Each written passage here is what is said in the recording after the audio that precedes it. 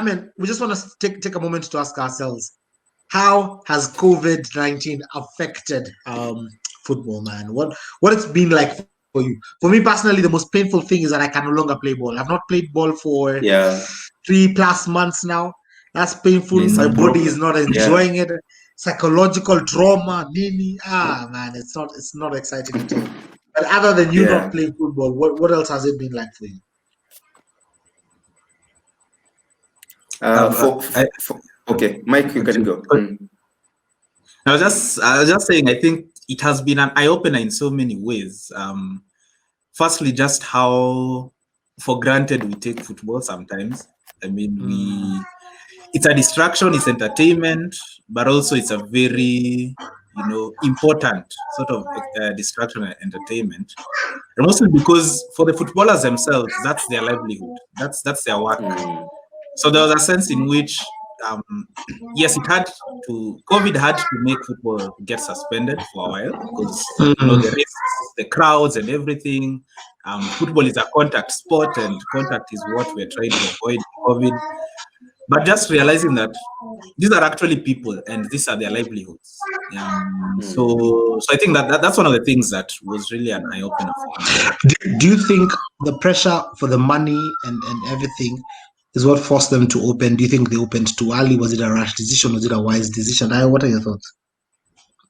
Yeah, I actually think that we used to say that of all the unimportant things, football is the most important, and it is very interesting that football was one of the considerations made by governments when they're thinking of reopening the country.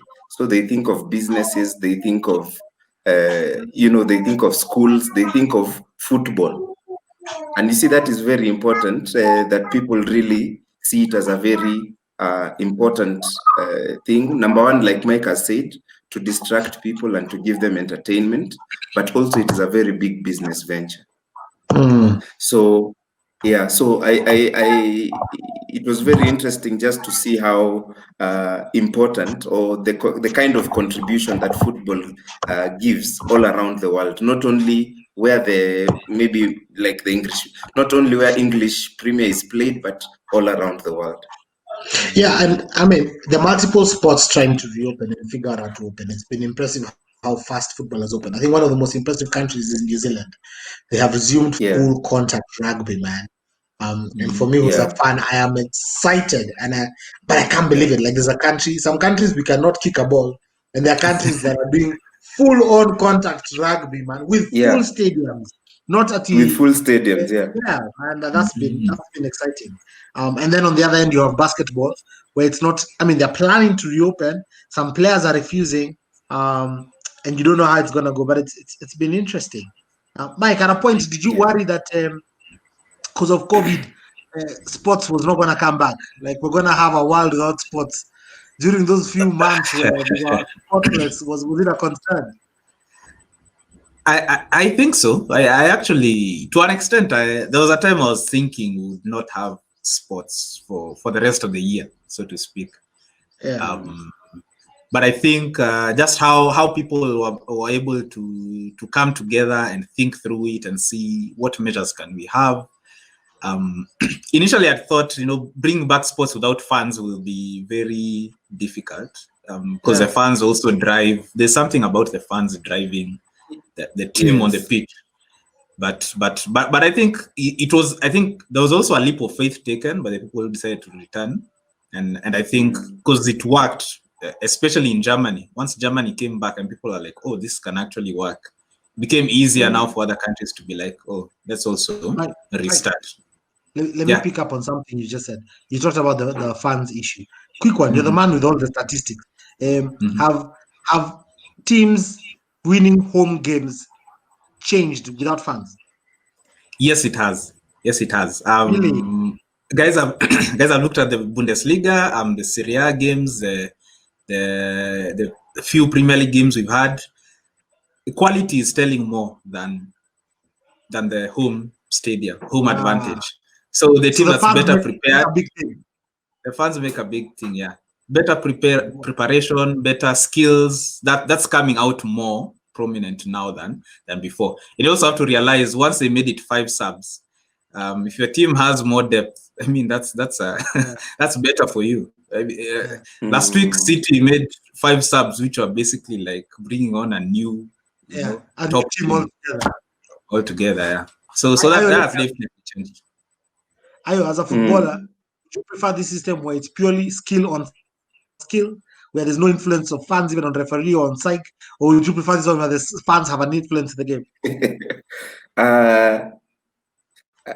I think for someone who's playing, I think fans drive the morale of a player. For example, you saw yesterday's, was it the 4th goal of Liverpool? The shot from outside the box. Yeah, I remember the commentator said that, man, because the stadium is empty, there is no one to do justice to how that goal was scored, because the fans would now celebrate it the way it is supposed to be celebrated. But I think in terms of pressure, players may be under less pressure right now, because you don't have 60,000 people looking at you. And so you're completely dependent on your training and your skill. So there's no extra factor. Fans used to be an extra factor when it comes to home games, away games, but now that is not a factor anymore. No, I think I would say that because he's more talented than some of us, so he wants fans to watch him. Some of us don't want fans. Lakini Mike, it's interesting how Spain have tried to use mannequins and stadium sound to replicate the fan noises. I don't know how it is affecting the players, but at least for viewers on TV, the atmosphere is the same.